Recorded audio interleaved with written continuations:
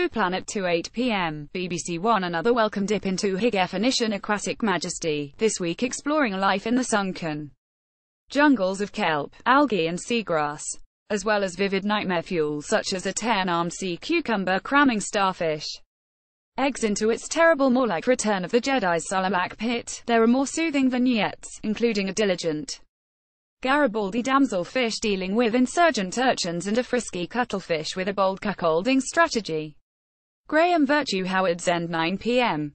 BBC One. Hayley Atwell continues to shine as Margaret, who gets an offer she can't refuse when Henry Matthew McFadden proposes. But they've hardly planned their honeymoon when a face from the past turns up to threaten the romantic union. As Henry reacts with trademark awkwardness, the families are flung together by the drama. There's trouble afoot for Leonard Bast, too, after the Schlegels advised him to get a new job. He's now poor and starving. Hannah Verdure Expedition Volcano. 9 p.m. BBC Two. Proving that scientific excitement goes far beyond Bunsen burners, Chris Jackson, Zaan van Tuelken and Aldo Kane travel to Congo, where a team of scientists set up camp to study Mount Nyiragongo, one of Earth's most spectacular active volcanoes. As if the risk of waking to find lava lapping at your tent flaps wasn't enough, tests include monitoring the risks of sickness or suffocation by living near the volcano. One hell of a field trip. Mark Gibbings-Hones. Guy Martin vs. the Robot Car. 9 p.m. Channel 4. With Guy Martin's very raison d'etre threatened by the biggest upheaval in automotive history, he becomes the first man to race against an autonomous racing car, the prototype RobRacer. Lest we forget, this is a man with a tractor piston tattooed on his leg, so for a petrolhead as obsessive as he is, there is much at stake with the advances being made in the realm of driverless cars. He even has a go himself, making a robotic Ford Transit in his shed. Ben Arnold. Naples 44. A Wartime Diary. 11 p.m. BBC 4. In 1943, British officer Norman Lewis entered Naples with the American Army and diarized everything he saw. What followed was a journey through a city turned upside down and inside out, overflowing with death, violence, and ingenuity. People ate cats and stole anything that wasn't nailed down.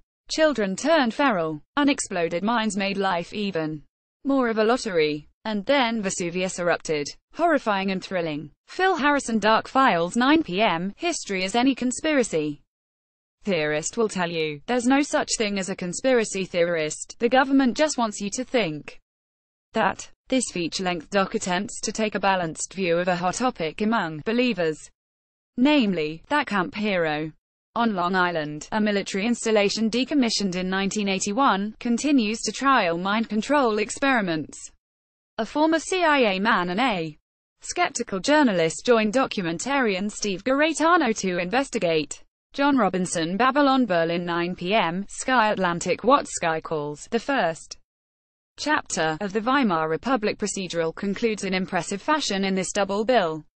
There's some key backstory as, via Roth's invitation to an evening out with colleagues, we learn more about the specific roots of his PTSD, and a factor in Nazism's rise, why some German veterans came to see social democracy as a betrayal. Meantime, in a city growing ever more dangerous, Lottie is still out freelance investigating.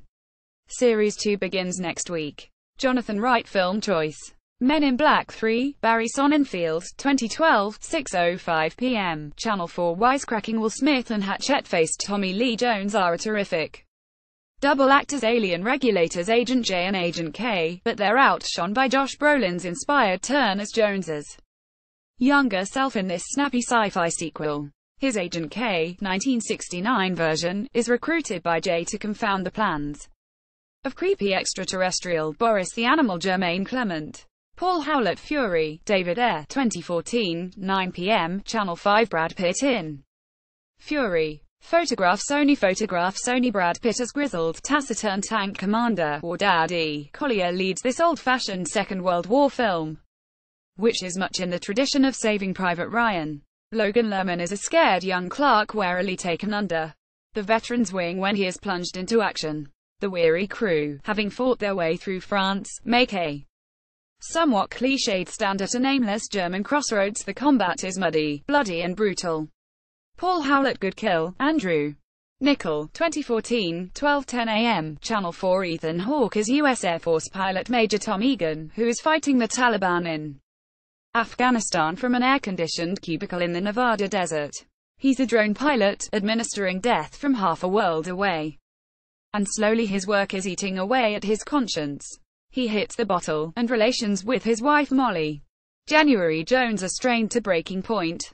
Nickel's intelligent and persuasive film is well aware of the human cost of these remote control killings. Paul Howlett Alleluia, Fabrice Duvais, 2014, 1:40 a.m. Film for the pitfalls of dating a late horribly bare. In this violent, riveting psychological thriller, Almodovar stalwart Lola Dueñas is Gloria, a Belgian single mum who meets Michel Laurent Lucas on a website. It's a perfect joining of two warped minds, as his habit of seducing and swindling women interlocks with her jealous thirst for blood. A creepy tale of ungory madness, loosely based on the real-life Lonely Hearts Killers of 1940s America. Paul Howlett Live Sport Premier League Football Southampton v Everton, with Huddersfield Town v Manchester City to follow, 12:30 p.m, Sky Sports main event Premiership Rugby Union Saracens v Exeter Chiefs top flight action from Allianz Park, 2:30 p.m, BT Sport 2 Ashes Cricket Australia v England the final day of the first test from Brisbane, 11:30 p.m, BT Sport 1.